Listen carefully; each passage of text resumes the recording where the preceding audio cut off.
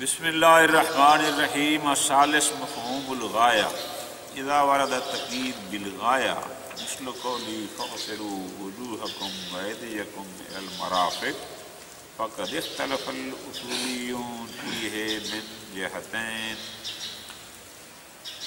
مفہوم مخالف کی اقسام میں سے پانچویں قسم ہے مفہوم غایہ۔ مفہوم مخالف کی اقسام میں سے تیسری قسم ہے مفہوم غایہ۔ حتیٰ اور الی ادوات غایت کہلاتے ہیں۔ جس جملہ میں حتیٰ اور الی آ جائے اس کو کہا جاتا ہے کہ یہ جملہ غایہ ہے، ٹھیک ہے، جس میں حتیٰ اور تو آیا جملہ غایہ مفہوم پر دلالت کرتا ہے یا نہیں کرتا؟ کہ اب تھوڑی سی بات اس میں توجہ فرما لیں گے، شاید آج پورا نہ ہو سکے۔ مفہوم پر دلالت کرتا ہے یا نہیں کرتے کا مطلب کیا ہے؟ مطلب یہ ہے کہ جو حکم اس غایت سے وہ حتیٰ یا الی سے پہلے تھا، آیا حتیٰ یا الی کے بعد خود غایت یا ما بعد غایت کو وہ حکم شامل ہے یا شامل نہیں ہے، یہ ہوتی ہے بحث۔ جملہ غایہ میں دو قسم کی ابحاث علماء فرماتے ہیں۔ ایک بحث یہ ہوتی ہے کہ آیا غایت مغیب میں شامل ہے یا مغیب میں شامل نہیں۔ جو موضوع ما قبل حتیٰ اور الی ہوگا حکم کے لیے، جو موضوع وہ مغیب کہلائے گا، جو ما بعد حتیٰ اور الی ہوگا وہ غایت کہلائے گا۔ تو ایک بحث ہوتی ہے کہ یہ جو حکم مغیب کا ہے یہ تو یقینی ہے، فاغسلوا وجوہکم وایدیکم، حکم غسل ہے وجوہ اور ایدی کے لیے۔ آیا غایت بھی اس حکم مغیب میں داخل ہے تاکہ یہ حکم اس پر بھی آئے یا اس میں داخل نہیں ہے؟ ایک یہ بحث ہے، اپنا نظریہ بات ہے۔ اور دوسری بحث کیا ہے؟ وہ ہے کہ آیا جملہ غایہ مفہوم غایت، آیا جملہ غایہ مفہوم رکھتا ہے یا مفہوم کہ آیا جو حکم مغیب کے لیے تھا وہ ما بعد غایت یا خود غایت اس کو وہ شامل ہے یا اس کا حکم کوئی اور ہوتا ہے اور مغیب کا حکم کوئی اس سے پہلے والے کا ہوتا ہے۔ فرماتے ہیں جہاں تک بحث ہے پہلی صورت کی کہ آیا غایت مغیب میں داخل ہے یا نہیں ہے، تو اس میں چار قول ہیں، مجموعی طور پر چار قول۔ ایک نظریہ فقہ و اصولیوں کا یہ ہے کہ نہیں، غایت کبھی بھی مغیب میں داخل نہیں ہوتی، مغیب اور ہے، وجہ اور ایدی اور ہے، مرفق اور ہے۔ دوسرا نظریہ اصولیوں کا ہے کہ نہیں جناب، بالکل غایت بھی مغیب میں داخل ہے۔ تیسرا نظریہ یہ ہے کہ نہ، تفصیل کے قائل ہیں، اگر غایت مغیب کی جنس سے ہے تو پھر داخل ہے، اگر جنس سے نہیں ہے تو پھر داخل بھی نہیں۔ اور چوتھا نظریہ یہ ہے کہ نہیں، خود جملے کی اس پر کوئی دلالت نہیں ہے کہ آیا غایت مغیب ہے یا نہیں، بلکہ قرائن کو دیکھا جائے گا۔ اگر قرائن دخول پر دلالت کریں گے تو دخول کے قائل ہوں گے، اور اگر قرائن عدم دخول پر دلالت کریں گے تو ہم بھی عدم دخول کے قائل ہوں۔ مجموعی طور پر چار نظریات۔ جناب ساحل البوجل، جناب کا نظریہ کیا ہے؟ داخل ہے یا نہیں ہے؟ فرماتے ہیں میں اپنا نظریہ سے پہلے دو چیزیں اور بتانا چاہتا ہوں، ان دو نقاط کی طرف توجہ کرنا ضروری ہے، پھر بتاؤں گا کہ میرے نزدیک قول حق کیا ہے۔ اچھا، وہ دو چیزیں کون سی ہیں؟ ان میں سے ایک چیز یہ ہے، ہم جو بحث کر رہے ہیں نا آغا کہ آیا غایت مغیب میں داخل ہے یا نہیں ہے، ذرا توجہ فرمانی ہے، یہ ہم اس غایت اس کی بحث کر رہے ہیں کہ جہاں غایت اور مغیب میں قدر مشترک پائی جاتی ہو۔ کیا مطلب قدر مشترک کا؟ کہ ہو سکتا ہے وہ اس میں داخل ہو اور ہو سکتا ہے اس میں داخل کوئی اشتراک ان کے درمیان ایسا پایا جاتا ہو جو دخول اور عدم دخول دونوں کو شامل ہو۔ لیکن اگر غایت یا ما بعد غایت اور مغی کے درمیان کوئی اشتراک نہیں پایا جاتا، ولو وہ جملہ غائیہ ہی کیوں نہ ہو، وہ ہمارا محل باس ہے۔ ہمارا محل باس فقط وہی جملہ غائیہ ہے کہ جہاں مغی اور غایت یا ما بعد غایت کے درمیان ایک قدر مشترک پائی جاتی ہو کہ جس کی بنیاد پر ہم کہہ سکیں کہ یہ غایت بھی اس مغی میں داخل ہے۔ اگر قدر مشترک نہ ہو تو پھر بے شک جملہ غائیہ، بے شک حتیٰ اور الہی کیوں نہ ہو، فرماتے ہیں وہ والا جملہ غائیہ ہمارا محل باس ہے۔ ایک تو اس نقطے کو سمجھنا ہے، دوسرا انشاءاللہ پھر اگلا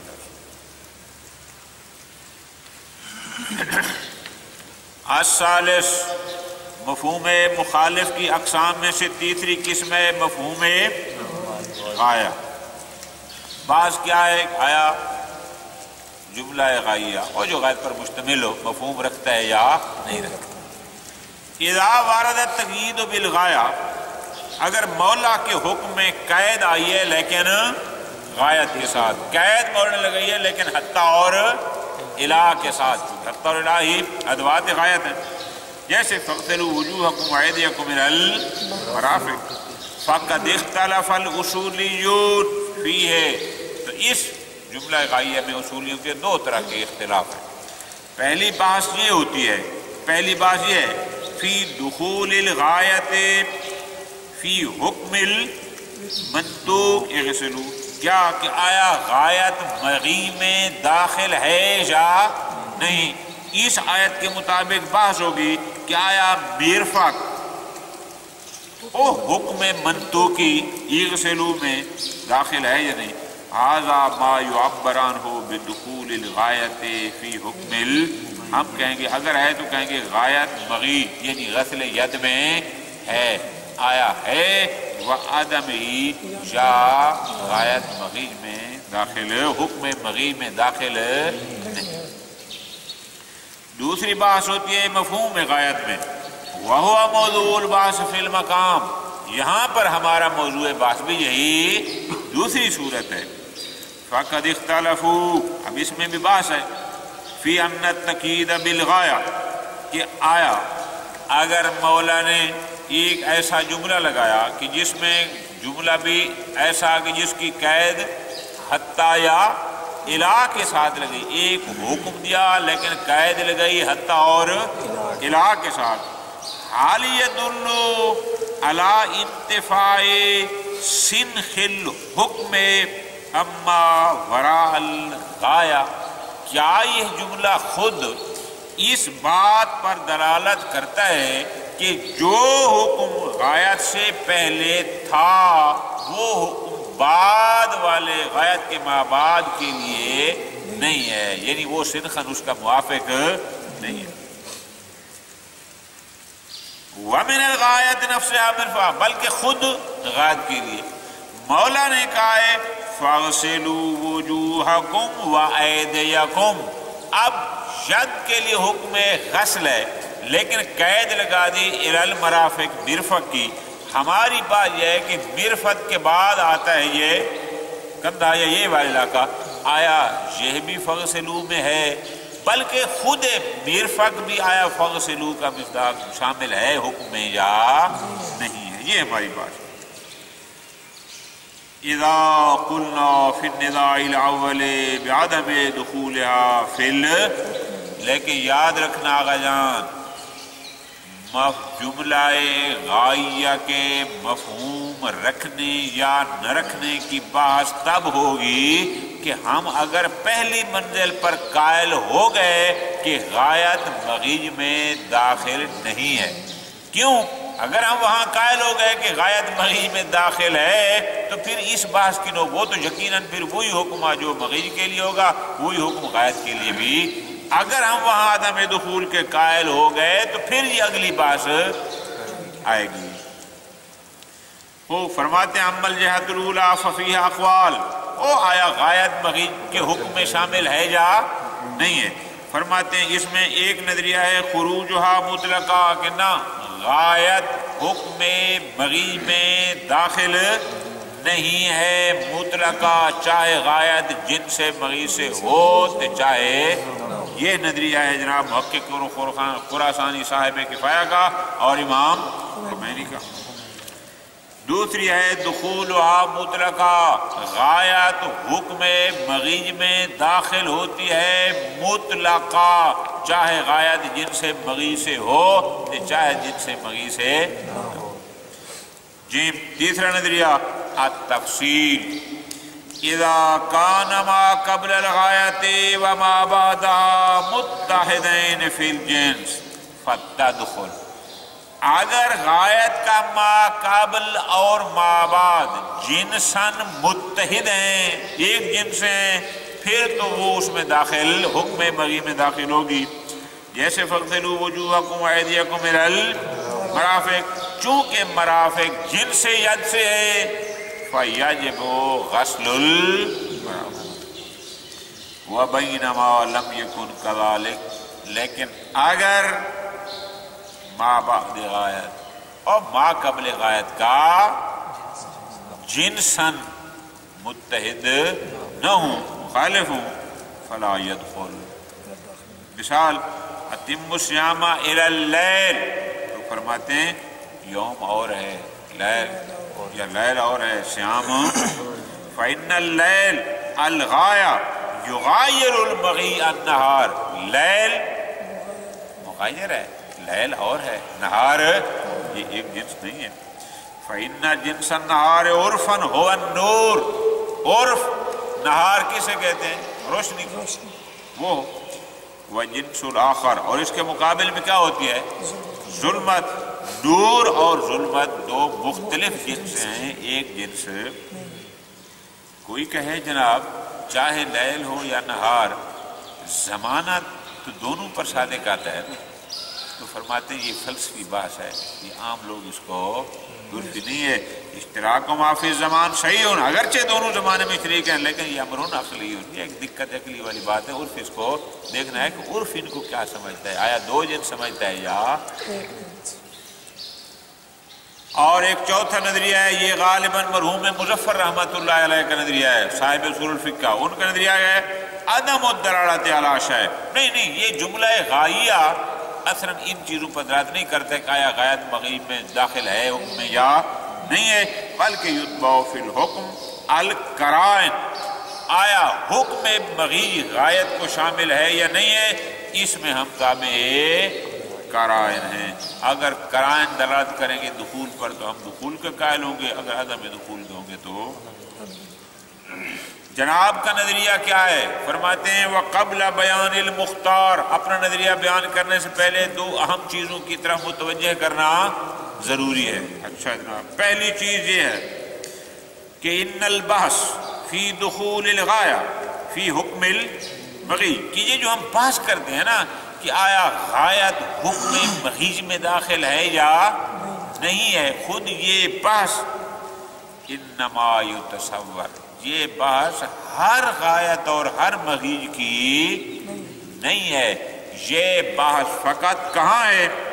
اذا کان ہناک قدر مشترک امکن تصویرہ تارۃ داخلا فی حکمہ و اخری داخلا فی حکم ما بعد یہ ہماری باس اس غایت میں ہے کہ وہاں کوئی ایک ایسی قدر مشترک موجود ہے کہ جو کبھی غایت کو ما قبل غایت میں شامل کرے اور کبھی غایت کو ما بعد، کوئی ایسا اشتراک موجود ہو ما قبل غایت اور ما بعد غایت کے درمیان کہ یہ غایت کبھی اس میں داخل ہو سکے اور کبھی اس میں، یعنی ما قبل غایت اور ما بعد غایت کے درمیان، الفاظ پہ غور کرنا، ما قبل غایت اور ما بعد غایت کے درمیان قدر مشترک ہونی چاہیے کہ غایت ادھر بھی داخل ہو سکے اور ادھر۔ کل مرفق فرماتے ہیں جیسا کہ اسی مرفق کو آپ لے لیں، فَإِنَّهُ يَسْلُ، اس میں یہ صلاحیت ہے أَن يَكُونَ مَحْكُومًا بِحُكْمِ الْمَغِي کہ ممکن ہے ہم اس پر حکم ایک سر لگا دیں ید والا، اور یہ بھی ممکن ہے کہ یہ ما بعد الغایا آزد یہ کندھا یہ والا لگا دیں۔ کیوں؟ چونکہ آزد اور ید کے درمیان قدر مشترک موجود ہے۔ لیکن اما اذا لم یکن کذالک، لیکن اگر غایت ایک ایسی غایت ہے کہ جس غایت کے ما قبل اور ما بعد کے درمیان کوئی قدر مشترک موجود، ایسا نہ ہو کہ وہ کبھی اس میں داخل ہو اور کبھی وہ ہمارا محل باس نہیں ہے۔ مثلا اگر کہتے اضرب ہو الی 5 ضربات، اس کو مار 5 تک، 5 تھپڑ تک، تو اب ما قبل 5 کیا ہے 4 اور ما بعد 5 کیا ہے 6، غور کرنا۔ فضربۃ السادسہ، وہ جو چھٹی ضربہ ہے جو کہ ما بعد غایت ہے، لیس ہنا حد مشترک صالح، اب یہاں پر کوئی ایسی قدر مشترک موجود نہیں ہے کہ ہم کبھی 5 کو 4 میں لے آئیں کہ مارو اور کبھی اس کو 6 میں۔ فرماتے ہیں حالانکہ جملہ غائیہ ہے، الہ آ گیا ہے، لیکن اس میں قدر مشترک نہیں ہے۔ لِأَن يَكُونَ مَحْكُومًا بِحُكْمِ الْبَغِي أَوْ مَحْكُومًا بِحُكْمِ مَا بَعْدَ بس نقطہ سمجھ آ گیا۔ لہذا غور کرنا ہے، ہم جس مفہوم غایت کی بات کر رہے ہیں وہ کون ہے؟ لو کانت الغایت غایتاً للحکم لا یتصور فیہ ذالک النزاع، اگر وہ غایت کسی حکم کی غایت ہے وہاں پر یہ بات نہیں آئے گی۔ کما اذا قال، فرماتے ہیں آپ دیکھو کیسے، حدیث ہے، حکم کیا ہے؟ کل شیء حلال حتی تعلم انہ حرام، اب علم بالحرام غایت ہے، سمجھ آئی نا؟ کل شیء حلال یہ حکم ہے۔ اب لا یمکن ان یکون کہ علم بالحرام بھی حکم مغی میں داخل ہو، نہیں، حلیت کا حکم کب تک تھا؟ عدم العلم تک، جو ہی علم آیا وہ حکم ختم۔ کیوں؟ چونکہ یہ غایت حکم کے لیے تھی، تو جو ہی غایت آئی اس کے بعد وہ حکم باقی نہیں رہے گا، تو ایسی غایت بھی ہمارا موضوع پاس ہے۔ فرماتے ہیں فلا فإنه لا يمكن ان يكون العلم بالحرام داخلا فی، ممکن نہیں ہے کہ علم بالحرام بھی حکم مغی میں داخل ہو۔ کیوں؟ اذ لیس بعد العلم بالحلال، کیوں؟ جب علم بالحلال ہو گیا اور علم بالحرمت ہو گیا، پھر وہاں آپ کے پاس حلیت والی رخصت موجود، تو فرماتے ہیں جو غایت حکم کی غایت ہو وہ بھی ہمارا محل باس ہے۔